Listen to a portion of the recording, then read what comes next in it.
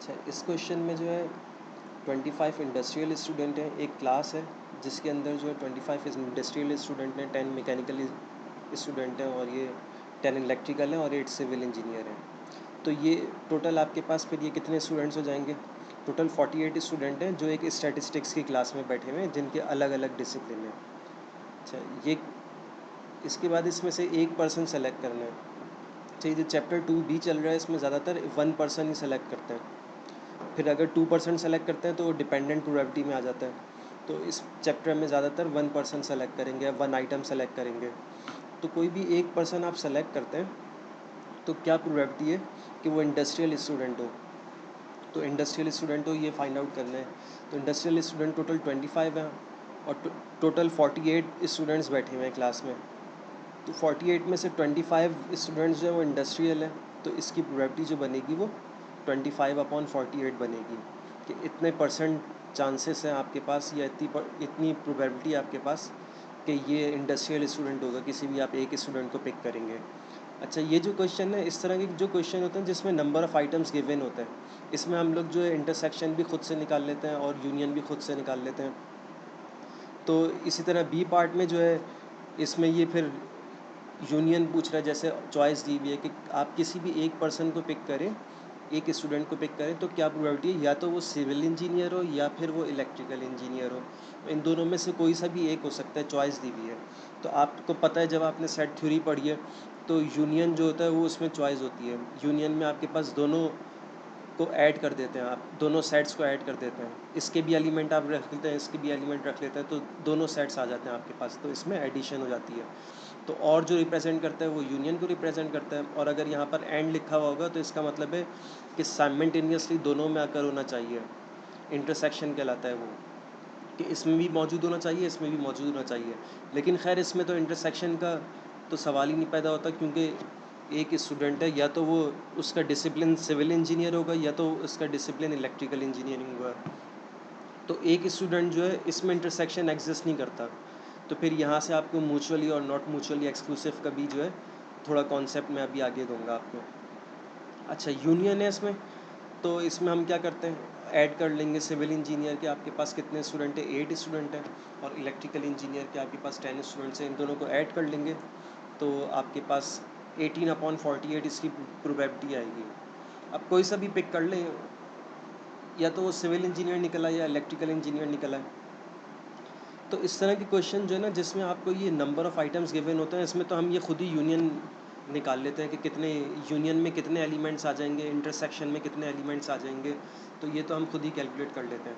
लेकिन अगर हमें number of items he given ना हो, हमें सिर्फ जस्ट प्रोबेबिलिटी गिवन हो, तो फिर उनके लिए हम कुछ फार्मूलाज यूज़ करते हैं। जैसे कि ये पहला फार्मूला है, ए यूनियन बी का फार्मूला है ये।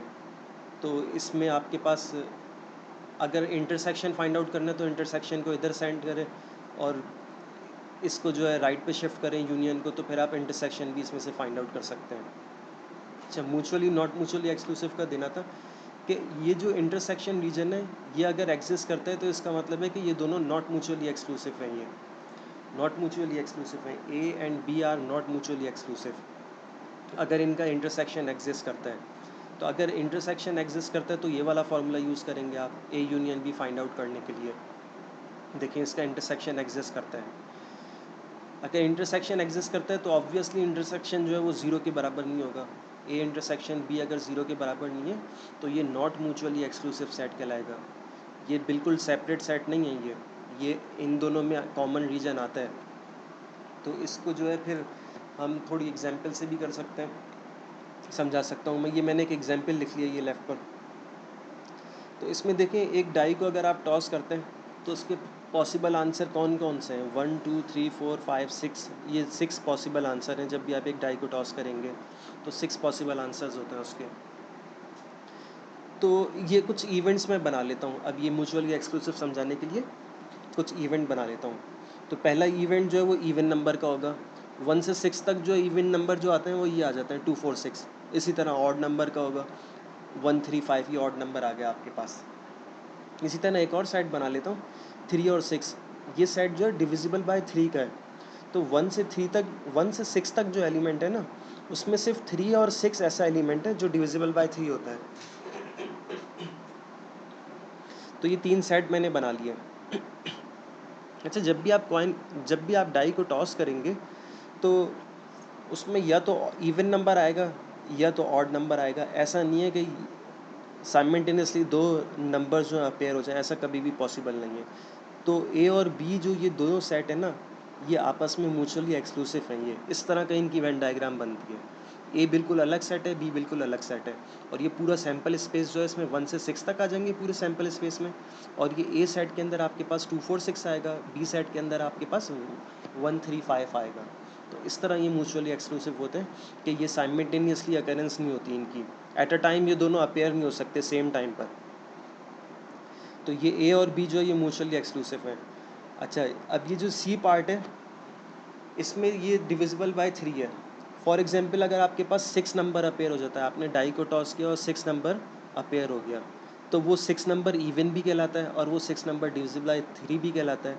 तो इसका तो इंटरसेक्शन बन रहा है कि ए और अगर 6 आ गया तो वो ए में भी है और वो सी में भी है। तो ए और सी जो है ये आपके पास नॉट म्यूचुअली एक्सक्लूसिव कहलाएंगे।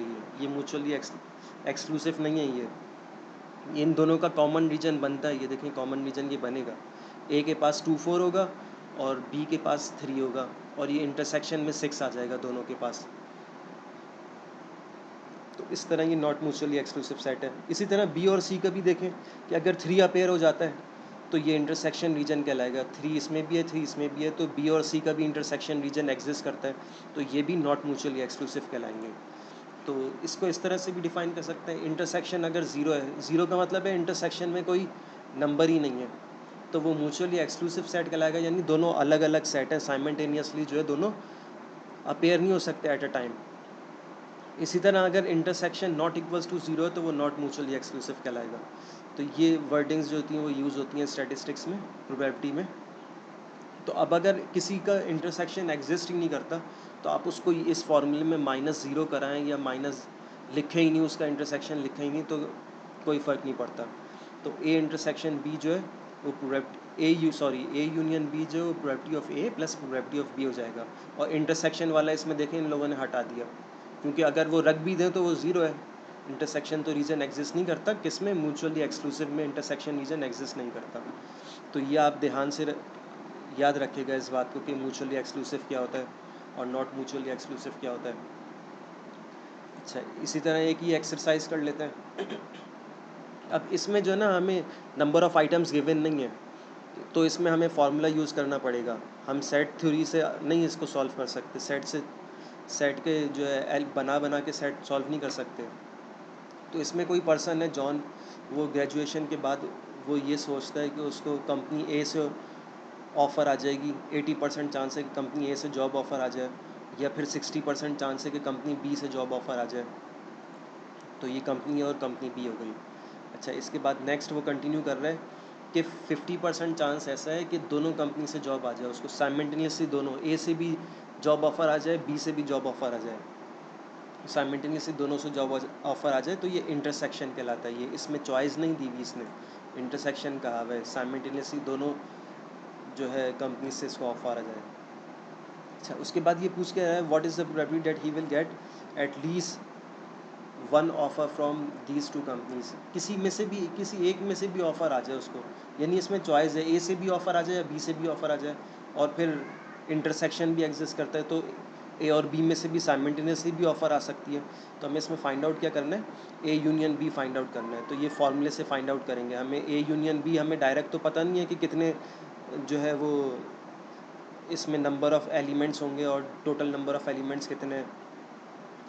तो ये आपके पास फार्मूला यूज़ करेंगे इसमें, और इसमें ये वैल्यूज़ पुट कर देते हैं हम। तो ए यूनियन बी जो आ जाएगा आपके पास 90% चांस है कि किसी एक में से भी ऑफ़र आ जाए, चॉइस है ये।